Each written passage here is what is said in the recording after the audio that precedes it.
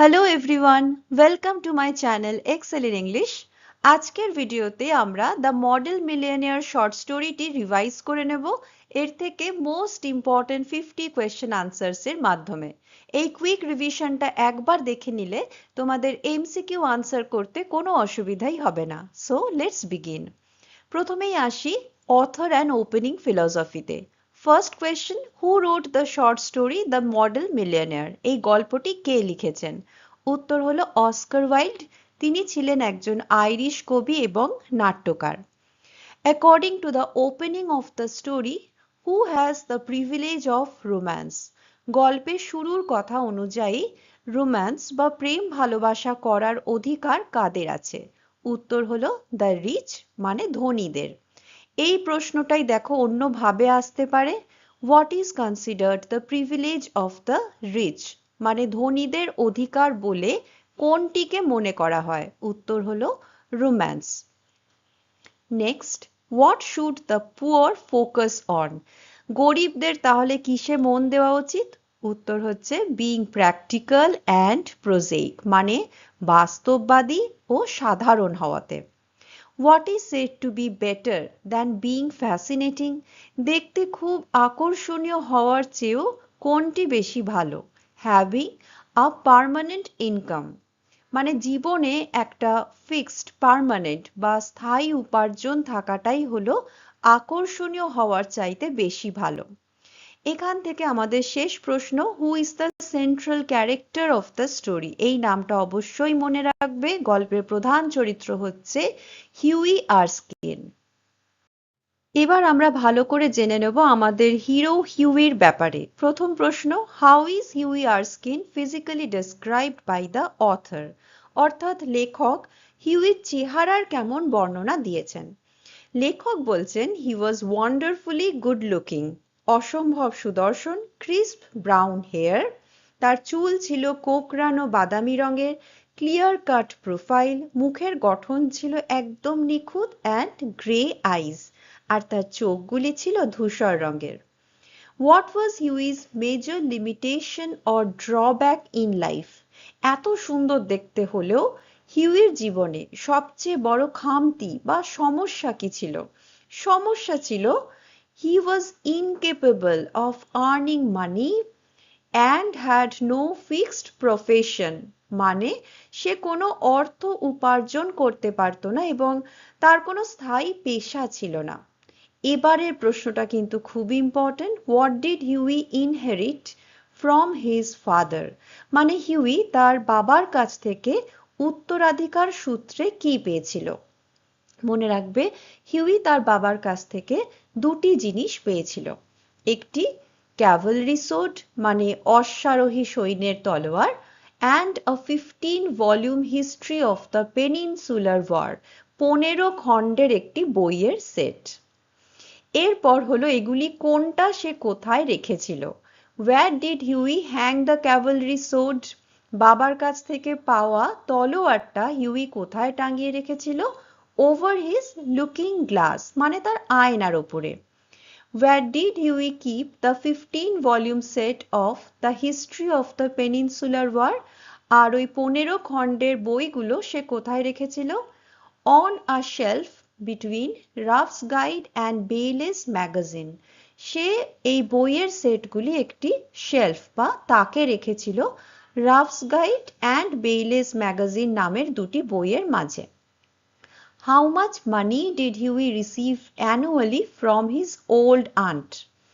এবার হিউই নিজে তো কোনো রোজগার করতো না, তার একজন আন্ট তাকে বছরে কিছুটা অর্থ পাঠাতেন, তাতেই তার চলতো। এবার প্রশ্ন হলো সে কতটা অর্থ অ্যানুয়ালি, মানে বার্ষিক, প্রতি বছর তার সেই আন্টের কাছ থেকে পেত? মনে রাখবে এই অ্যামাউন্টটা হলো 200 পাউন্ডস আ ইয়ার, বছরে 200 পাউন্ড। এবার আসছে হিউইর ফেইল্ড অকুপেশনস। সে জীবনে কি কি ভাবে উপার্জন করার চেষ্টা করেছিল এবং কেন সে বারবার ব্যর্থ হয়েছিল? প্রথম প্রশ্ন, what did Huey first try as a career? মানে জীবিকা নির্বাহের জন্য হিউই প্রথম কোন পেশা বেছে নিয়েছিল? উত্তরটা হলো দ্য স্টক এক্সচেঞ্জ বা শেয়ার বাজার। How long did Huey remain at the stock exchange? সে কতদিন সেখানে কাজ করেছিল? 6 months, মাত্র 6 মাস সেখানে টিকেছিল। Why did Huey fail at the stock exchange? কেন সে স্টক এক্সচেঞ্জে ব্যর্থ হয়েছিল? উত্তর, he was like a butterfly among bulls and bears, which means not suited to business.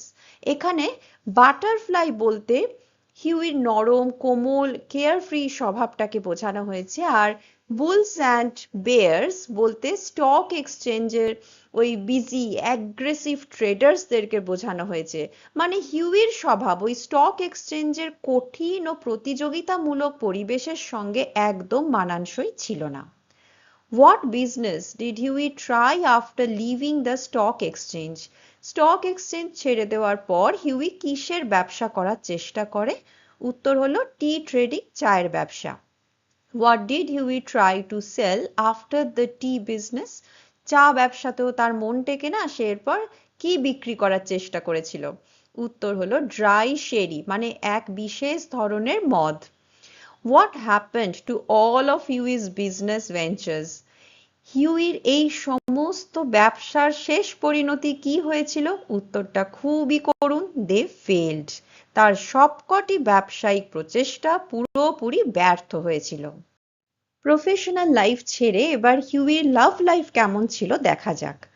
Hmm was Huey Erskine in love with? Huey কাকে ভালোবাসতো? উত্তরটা, এই নামটা মনে রাখবে, Laura Merton. Who was Laura Martin's father? লরার বাবা কে ছিলেন? তিনি ছিলেন কর্নেল মার্টন, আর রিটায়ার্ড ইন্ডিয়ান আর্মি অফিসার, যিনি ভারতীয় সেনাবাহিনীর একজন অবসরপ্রাপ্ত অফিসার ছিলেন।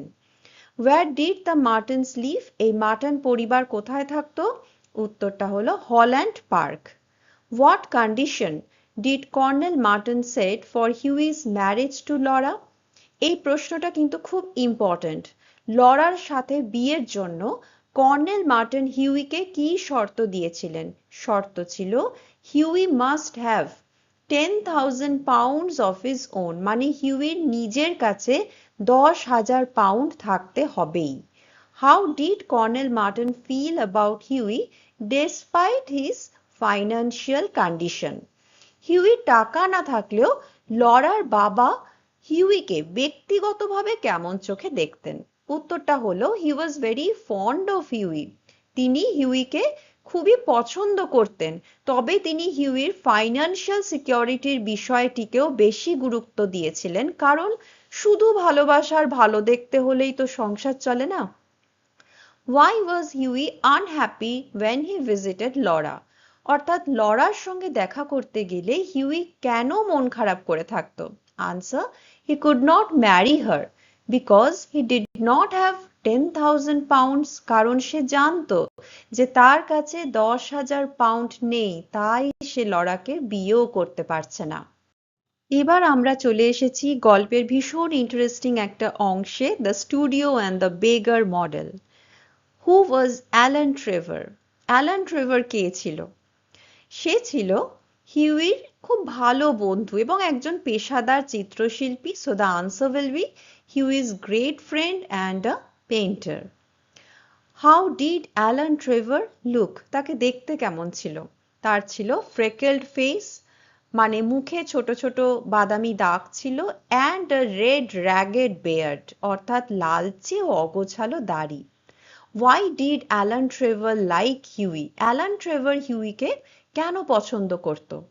He liked Huey's bright, buoyant spirits and generous, reckless nature. কারণ সে হিউইর প্রাণবন্ত হাসি খুশি স্বভাব আর তার উদার কিন্তু কিছুটা বেপরোয়া স্বভাবটাকে ভালোবাসত।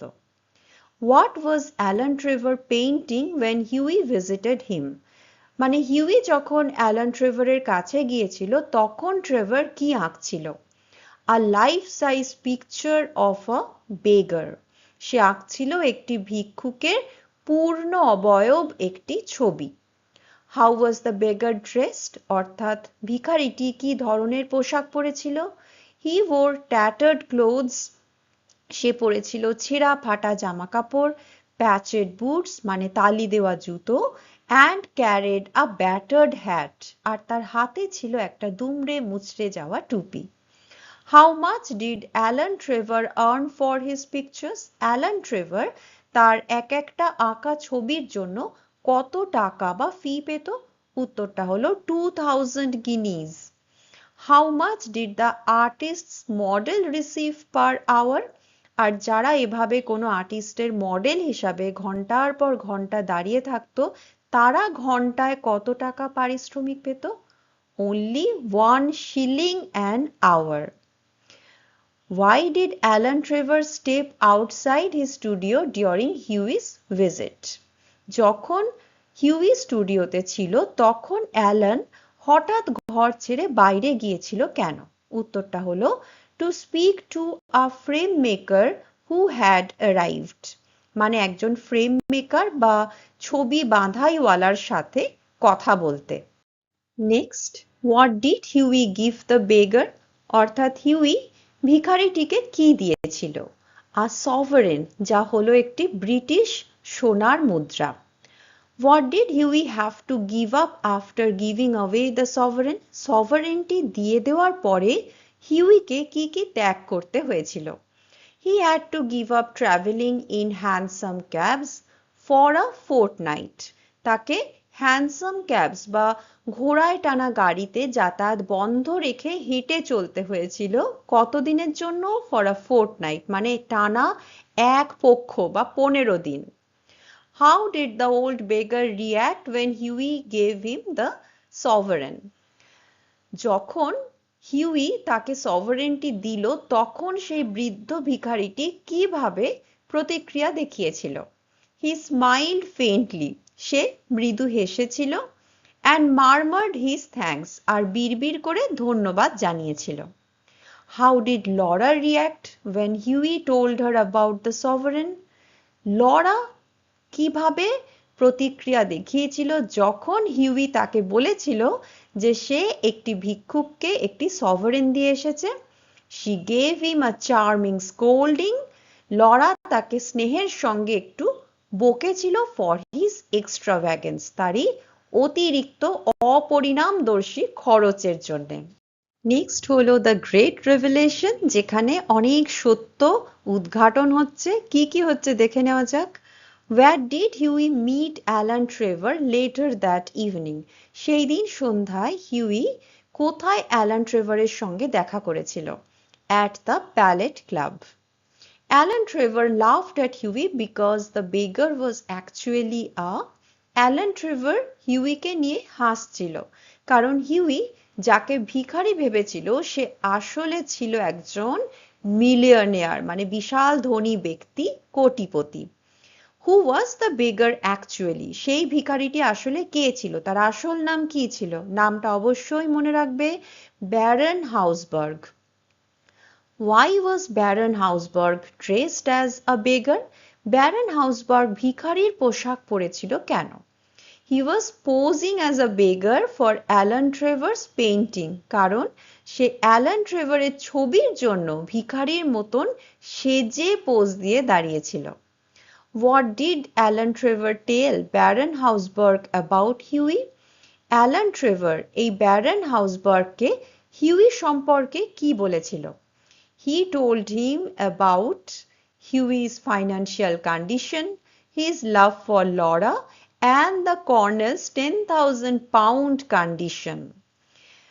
অ্যালান ব্যারন হাউসবার্গকে হিউইর খারাপ আর্থিক অবস্থা, লরার প্রতি তার গভীর ভালোবাসা এবং লরার বাবার সেই 10,000 পাউন্ডের শর্তের কথা সব কিছুই বলে দিয়েছিল। How did Huey feel after learning the beggar's true identity? সেই ভিক্ষুকের আসল পরিচয় জানার পর হিউইর মনের অবস্থাটা কেমন হয়েছিল? He felt embarrassed and foolish. সে চরম লজ্জিত আর বোকা বোকা অনুভব করেছিল কারণ সে পৃথিবীর অন্যতম ধনী মানুষটিকে একটা সামান্য মুদ্রা দান করে এসেছিল। Who visited Huey's house the following morning? পরদিন সকালে হিউইর বাড়িতে কে এসেছিল? Mr. Gustav Naudin, a representative sent by Baron Hausberg. Baron হাউসবার্গের পাঠানো একজন প্রতিনিধি যার নাম হচ্ছে mister Gustave Naudin. What did Baron Hausberg send Huey? Baron Hausberg হিউইকে বিয়ের উপহার হিসাবে কি পাঠিয়েছিল? A check for 10,000 pounds as a wedding present. 10,000 পাউন্ডের একটি check. What was written on the outside card of the envelope? খামের ওপর কি লেখা ছিল? A wedding present to Huey Erskine and Laura Martin from an old beggar. লেখা ছিল এক বৃদ্ধ ভিক্ষুকের তরফ থেকে হিউই আরস্কিন এবং লরা মার্টনের বিয়েতে একটি উপহার। Who was the best man at Huey and Laura's wedding? Huey আর লরার বিয়েতে খ্রিস্টান ট্রেডিশন অনুযায়ী বেস্ট ম্যান কে ছিল? উত্তরটা হলো Alan Trevor, that painter. Who delivered a speech at Huey and Laura's wedding breakfast? বিয়ের পরের ভোজসভায় কে বক্তৃতা দিয়েছিল? উত্তর হলো ব্যারন হাউসবার্গ। আর সবশেষে what memorable closing statement did Alan Trevor make at the wedding? Huey আর লরার বিয়েতে অ্যালান ট্রেভার কোন স্মরণীয় উক্তিটি করেছিল? সে বলেছিল, millionaire models are rare enough, but by Jove, model millionaires are rarer still. মানে কোটিপতি হয়েও ভিক্ষুক সেজে শিল্পীর মডেল হওয়া তো বিরল, কিন্তু আদর্শ মনের কোটিপতি মানুষ তো আরো বিরল। একেবারে শেষে আমরা পাচ্ছি কিছু কনসেপচুয়াল কোয়েশ্চেন্স, যেগুলো কিন্তু ইনফরমেশন বেসড বা তথ্য ভিত্তিক নয়, বরং গল্পের মূল ভাব ও তাৎপর্যের উপরে ভিত্তি করে। What does the story criticize? এই গল্পে কিসের সমালোচনা করা হয়েছে?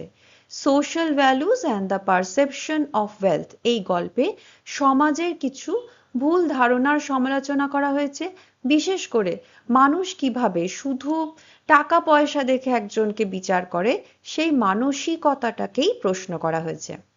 What is the main message of the model millionaire? এই গল্পের মূল বার্তাটা কি? Answer, true wealth lies in kindness rather than material riches and appearances can be deceptive. মানে সত্যিকারের সম্পদ থাকে মানুষের মনের উদারতায়, দয়ায়, কেবল ধন সম্পদে নয়। আর বাইরের রূপ দেখে কাউকে বিচার করাটা কিন্তু ভুল। আমাদের শেষ প্রশ্ন, what is the significance of the title the model millionaire? এই শিরোনামটির তাৎপর্য কি? এর উত্তর হবে, Baron হাউসবার্গ is literally a model and figuratively a model means ideal millionaire because of his generosity. মানে ব্যারন হাউসবার্গ আক্ষরিক অর্থে একজন মডেল, কারণ সে ছবির জন্য মডেল হিসাবে পোজ দেয়, আর সে তার উদারতা, তার মহানুভবতার জন্য একজন মডেল বা আদর্শ কোটিপতি। এই ছিল আমাদের মডেল মিলিয়নিয়ার থেকে মোস্ট ইম্পর্টেন্ট টপ 50 কোয়েশ্চেন্স। আজকের ভিডিওটি ভালো লাগলে লাইক এবং কমেন্ট করো, বন্ধুদের সাথে এই ভিডিওটি অবশ্যই শেয়ার করো, এবং এই ধরনের ভিডিওস আরো পাওয়ার জন্য এই চ্যানেলটিকে সাবস্ক্রাইব করো। Thank you.